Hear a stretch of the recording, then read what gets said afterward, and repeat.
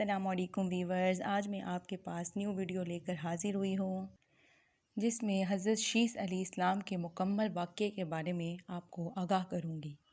اور اگر آپ میرے چینل پر نیو ہیں تو میرے چینل کو سبسکرائب کریں، لائک کریں اور شیئر کریں تاکہ میری نیو آنے والی ویڈیو آپ کو سب سے پہلے مل سکے۔ حضرت شیس علیہ السلام حضرت آدم علیہ السلام کے بیٹے ہیں۔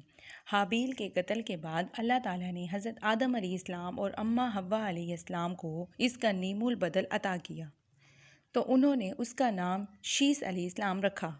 شیس کا مطلب ہے کہ اللہ کا دیا ہوا تحفہ۔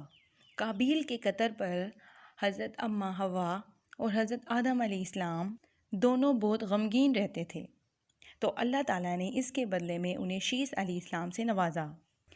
سیدنا ابو ذر غفاری سے مروی ہے کہ رسول کریم صلی اللہ علیہ وآلہ وسلم نے فرمایا کہ اللہ تعالیٰ نے 104 صحیفے نازل فرمائے، جس میں سے 50 صحیفے حضرت شیس علیہ السلام پر نازل فرمائے۔ اس میں ایسے اصول اور ضابطے اور قوانین تھے جس سے انسانی زندگی منظم ہوتی ہے۔ حضرت شیس علیہ السلام نے حضرت آدم علیہ السلام سے علم حاصل کیا تھا، لیکن وہ حضرت آدم علیہ السلام سے تمام علم حاصل نہ کر سکے، کیونکہ حضرت آدم علیہ السلام نے تو اللہ تعالیٰ سے علم حاصل کیا تھا۔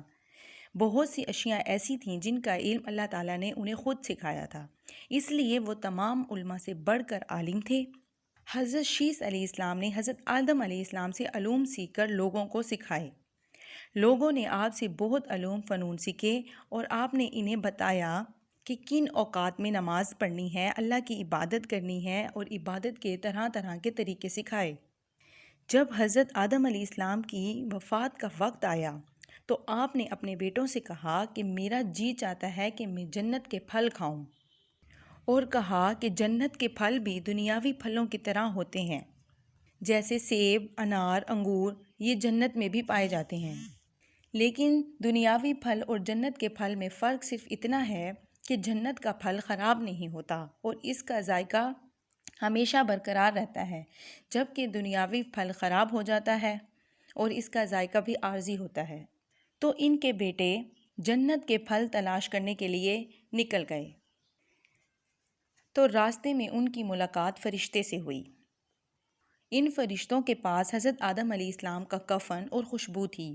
فرشتوں نے آدم علیہ السلام کے بیٹوں سے پوچھا، اے آدم کے بیٹوں، کس کی تلاش میں ہو اور کہاں جا رہے ہو؟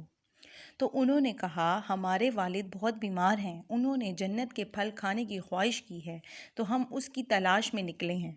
تو فرشتوں نے ان سے کہا کہ تم گھر جاؤ، تمہارے والد کچھ کھانے پینے کے لائق نہیں ہیں، وہ فوت ہونے والے ہیں۔ ایک روایت ہمیں ملتی ہے جس میں آدم علیہ السلام بیمار ہوئے تو بیٹوں کو جنت کے میوے کھانے کی فرمائش کی، تو سب بیٹے اس کی تلاش میں نکل گئے سوائے شیس علیہ السلام کے، وہ اپنے والد کے پاس بیٹھے تھے۔ جب ان کے بیٹوں کو آنے میں دیر ہو گئی تو وہ شیس علیہ السلام سے کہنے لگے کہ تم اس غار میں جا کر اللہ تعالیٰ سے دعا کرو، تمہاری دعا کی برکت سے اللہ پاک میوے بھیج دے گا۔ تو شیس علیہ السلام نے فرمایا، آپ میرے والد ہیں، اللہ کے برگزیدہ بندے ہیں، آپ کی دعا اللہ کی بارگاہ میں قبول ہے، آپ اللہ سے دعا مانگیں، اللہ پاک آپ کے لیے پھل بھیج دے گا۔ تو حضرت آدم علیہ السلام نے کہا کہ میں گندم کھانے کی وجہ سے اپنے رب سے شرمندہ ہوں، تم تو پاک ہو۔ تو انہوں نے اپنے والد کے کہنے پر اس غار میں جا کر اللہ تعالیٰ سے دعا کی، تو فوراً دیکھا کہ حضرت جبرائیل علیہ السلام ایک طبق لے کر حاضر ہو رہے ہیں جس میں طرح طرح کے پھل اور میوے ہیں، اور ایک سرخ رنگ کا طبق ایک حور کے پاس ہے جو اپنے سر پر اٹھائے آ رہی ہے۔ تو آدم علیہ السلام نے حضرت جبرائیل علیہ السلام سے پوچھا، یہ حور کس کے لیے ہے؟ تو انہوں نے فرمایا، اللہ تعالیٰ نے اس کو شیس علیہ السلام کی زوجیت میں بھیجا ہے، کیونکہ اللہ تعالیٰ نے حضرت آدم کی ساری اولاد کو ایک مرد ایک عورت کے جوڑے میں پیدا کیا تھا سوائے حضرت شیس علیہ السلام کے، تو اس لیے اللہ تعالیٰ نے اس کو شیس علیہ السلام کے لیے بھیجا ہے۔ تو آدم علیہ السلام نے اسے قبول فرمایا اور اس کو شیس علیہ السلام کی زوجیت میں دے دیا۔ اور جب موت کے فرشتے حضرت آدم علیہ السلام کے پاس آئے تو اماں حوا نے ان کو پہچان لیا، وہ زور سے حضرت آدم علیہ السلام کا نام لینے لگیں اور حضرت آدم علیہ السلام سے آ کر لپٹ گئیں۔ تو آدم علیہ السلام نے کہا کہ ہٹ جاؤ، میرے اور میرے رب کے فرشتوں کے درمیان سے۔ فرشتوں نے روح قبض کر لی اور حضرت آدم علیہ السلام کو غسل دیا اور خوشبو لگائی، کفن پہنایا اور نماز جنازہ ادا کی، اور اس کے بعد ان کی قبر کھود کر انہیں دفنا دیا اور ان کے بیٹوں سے کہا تمہارے لیے یہی طریقہ ہوگا، کیونکہ اس سے پہلے وہ اس طریقے سے آگاہ نہیں تھے۔ ان کو معلوم نہیں تھا کہ قابیل نے کس طرح حابیل کو دفن کیا تھا۔ حضرت آدم علیہ السلام کی وفات کے 1 سال بعد اماں حوا بھی انتقال کر گئیں۔ حضرت آدم علیہ السلام کی وفات کے بعد ان ساری ذمہ داری ان کے بیٹے شیث علیہ السلام کے پاس آ گئی۔ ادھر قابیل جو نرک زمین میں جا کر آباد ہوا تھا، اس کی قوم نے فساد اور قتل و غارت کی سرکشی کی زندگی اختیار کر لی تھی۔ یہ لوگ حضرت آدم علیہ السلام کی قوم کے پاس سے بھی گزر جاتے تو فساد پھیلا دیتے تھے۔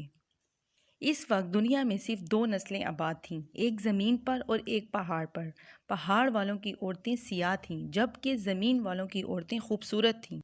اب ابلیس نے اپنا کام شروع کیا۔ وہ انسان کی شکل میں آیا اور زمین والوں کے پاس غلام کی حیثیت سے رہنے لگا۔ پھر اس نے بانسری کی شکل کی ایک چیز تیار کی اور اس کو بجانے لگا۔ لوگوں کو اس کی آواز بہت پسند آئی اور دیکھتے ہی دیکھتے اس کے پاس ہجوم لگ گیا۔ پھر ایک دن میلہ لگا جس میں ہزاروں لوگ، 1000 مرد، 1000 عورتیں جمع ہو گئیں۔ اتفاق سے وہاں پہاڑ کا ایک آدمی آ گیا۔ اس نے وہاں کی عورتوں کا حسن و جمال دیکھ کر واپس جا کر قبیلے کے لوگوں کو بتایا۔ اب وہاں کے لوگ کثرت سے میدانی علاقوں میں آنے لگے اور آہستہ آہستہ لوگوں میں بدکاری عام ہوتی گئی۔ حضرت شیث علیہ السلام نے اپنی قوم کے لوگوں کو بہت سمجھایا کہ وہ قابیل کی قوم کے ساتھ کوئی تعلق نہ رکھیں، لیکن شیطان ان کو بہکاتا رہا اور دیکھتے ہی دیکھتے حضرت شیث علیہ السلام کے ساتھ بہت کم لوگ رہ گئے۔ قابیل کی قوم میں اضافہ ہو گیا اور لوگ ایسی ہی زندگی بسر کرنے لگے۔ پھر اللہ پاک نے انہی میں ادریس علیہ السلام کو محبوس فرمایا۔ اللہ تعالیٰ نے انسانوں کی ہدایت کے لیے 300 سے زائد رسول بھیجے اور انبیاء کی تعداد تو 1,24,000 سے زیادہ بتائی جاتی ہے تاکہ وہ لوگوں کو سیدھا راستہ دکھا سکیں۔ قرآن میں جو قصے بیان کیے گئے ہیں، اس کا مقصد یہ بالکل نہیں ہے کہ اس سے لطف اندوز ہوا جائے، بلکہ اس کو سنانے کا اور بتانے کا مقصد یہ ہے جو غلطیاں وہ قومیں کر چکی ہیں ان سے اپنے آپ کو بچایا جائے۔ یہ واقعات عبرت کے لیے سنائے گئے ہیں۔ میں اپنی آج کی ویڈیو کو یہاں پر ختم کرتی ہوں اور بہت جلد آپ کے پاس نیو ویڈیو لے کر حاضر ہوں گی۔